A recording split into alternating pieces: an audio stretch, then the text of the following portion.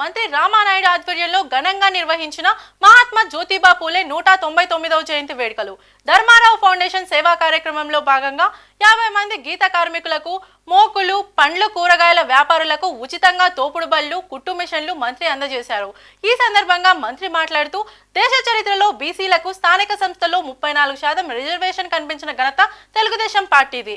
BC అంటే తెలుగుదేశం, తెలుగుదేశం అంటే BC అనే విధంగా రాష్ట్రంలో పార్టీ గుర్తింపు తెచ్చుకుందని అన్నారు.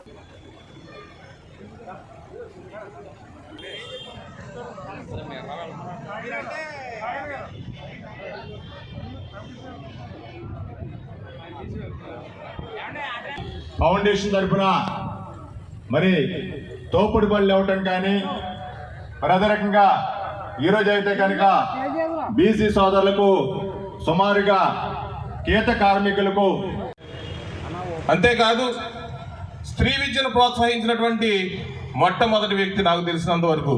ఎందుకంటే ఆ రోజుల్లో స్త్రీలకి ప్రత్యేకమైన స్కూల్ ఓపెన్ చేసి దాంట్లో వాళ్ళ భార్యను కూడా జాయిన్ చేసి ఆవిడనే మళ్ళీ టీచర్గా తీర్చిదిద్ది వారి యొక్క వికాసానికి, అంటే స్త్రీలు సమాజంలో ముందుకెళ్తేనే దేశం ముందుకెళ్తుందని భావించినటువంటి వ్యక్తి మహాత్మా జ్యోతిరావు పూలే.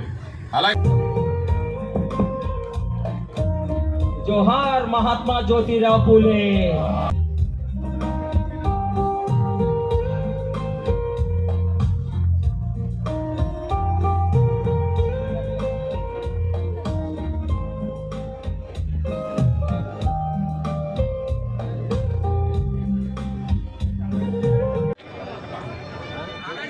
గుడాల లక్ష్మీనారాయణ గారు మీరా?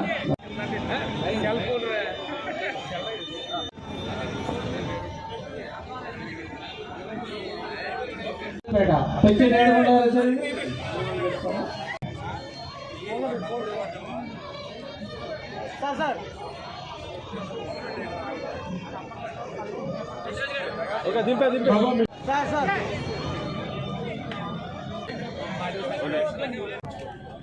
జై నిమ్మల, జై నిమ్మల, జై నిమ్మల.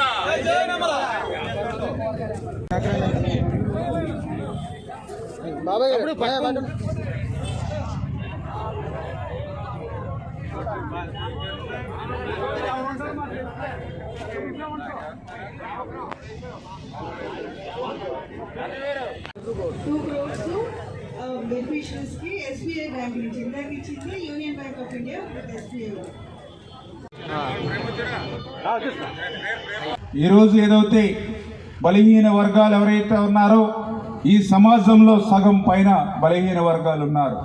అటువంటి సగం ఉన్నటువంటి బలహీన వర్గాలు అభివృద్ధి చెందకుండా ఈ సమాజం అభివృద్ధి చెందదు, ఈ రాష్ట్రం అభివృద్ధి చెందదు అనేటువంటి ఆలోచనతో మరి ఏదైతే ప్రపంచంలో మరి ఏ ప్రాంతంలో లేనటువంటి విధంగా, భారతదేశంలో ఏ రాష్ట్రంలోనూ లేనటువంటి విధంగా ఆంధ్రప్రదేశ్ రాష్ట్రంలో స్థానిక సంస్థల్లో 34% బీసీలకి రిజర్వేషన్ ఇచ్చినటువంటి పార్టీ తెలుగుదేశం పార్టీ.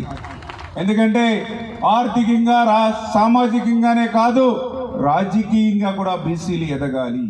రాజకీయంగా కూడా వాళ్ళ పదవుల్లోకి వచ్చినప్పుడే తన వర్గాన్ని మరింత ముందుకు తీసుకెళ్లేటువంటి అవకాశం ఉంటుంది అనేటువంటి ఉద్దేశంతో మరి ఆ బీసీలకు 34% రిజర్వేషన్. ఆ రోజు ఎన్టీ రామారావు గారి దగ్గర నుంచి చంద్రబాబు నాయుడు గారి వరకు స్థానిక సంస్థల్లో 34% మరి రిజర్వేషన్ కల్పిస్తే మరి ఏదైతే మనందరం కూడా చూసాం, మరి ఏదైతే మరి ఆ రోజు మరి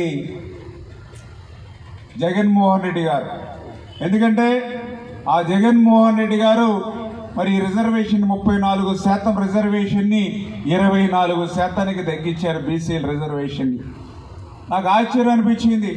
ఎందుకంటే ఎంతోమంది రాష్ట్ర ముఖ్యమంత్రులను చూసాం. మరి పర్టికులర్గా ఆ రోజు ఎన్టీ రామారావు గారు, మరి ఏదైతే చెన్నారెడ్డి, జనార్దన్ రెడ్డి, విజయభాస్కర్ రెడ్డి, మళ్ళీ ఎన్టీ రామారావు, మళ్ళీ చంద్రబాబు నాయుడు, రాజశేఖర్ రెడ్డి, రోసయ్య, కిరణ్ కుమార్ రెడ్డి, మళ్ళీ చంద్రబాబు నాయుడు, అంటే ఇంతమంది ముఖ్యమంత్రులు రాష్ట్రంలో మారినా ఆ 34% బీసీ రిజర్వేషన్ కాపాడారు. ఒక్క జగన్మోహన్ రెడ్డి అధికారంలోకి వచ్చిన తర్వాతే ఆ 34% రిజర్వేషన్ 24% తగ్గించాడని అంటే ఎవరు బీసీల ద్రోహి, ఎవరు బీసీల్ని మోసం చేశాడు, ఇంతకంటే పెద్ద ఉదాహరణ అవసరం లేదని చెప్పి నేను భావిస్తూ ఉన్నా. దానివల్ల ఎంత నష్టం జరిగింది అని అంటే మొన్న జరిగినటువంటి స్థానిక సంస్థల ఎన్నికల్లో 16,000 పోస్టులు జడ్పీటీసీలకు కానీ ఎంపీటీసీలకు కానీ చైర్మన్లుగా కానీ 16,000 పోస్టులు మొన్న స్థానిక సంస్థల్లో రిజర్వేషన్ తగ్గడం వల్ల బీసీలు ప్రాతినిధ్యం కోల్పోయారని అంటే రాజకీయంగా బీసీలను దెబ్బతీయడానికి జగన్మోహన్ రెడ్డి చేసినటువంటి కుట్ర ఏంటనేది మనందరికీ కూడా అర్థమవుతున్నటువంటి పరిస్థితి. బీసీ సప్లాన్ కూడా అటకెక్కించినటువంటి పరిస్థితి.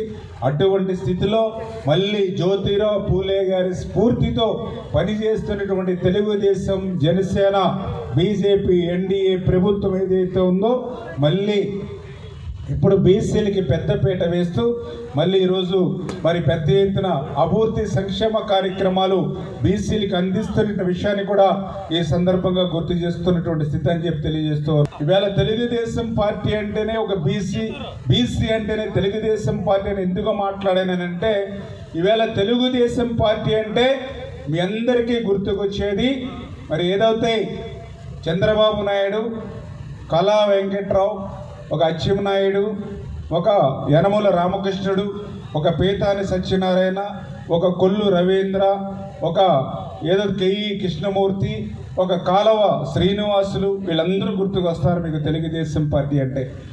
అదే వైఎస్ఆర్సీపీ పార్టీ అంటే ఎవరు గుర్తుకొస్తారు మీకు? ఒక జగన్మోహన్ రెడ్డి, ఒక సుబ్బారెడ్డి, ఒక విజయసాయిరెడ్డి, ఒక సజ్జల రామకృష్ణారెడ్డి, ఒక పెద్దిరెడ్డి రామచంద్రారెడ్డి, ఒక మిథున్ రెడ్డి, వీళ్ళు గుర్తుకొస్తారు. ఇది ఒక్కటి చాలు మీకు తెలుగుదేశం పార్టీకి వైఎస్ఆర్సీపీ పార్టీకి ఉన్నటువంటి తేడా ఏంటనేది ఈ ఒక్క ఉదాహరణ సరిపోతుంది మీ అందరికీ.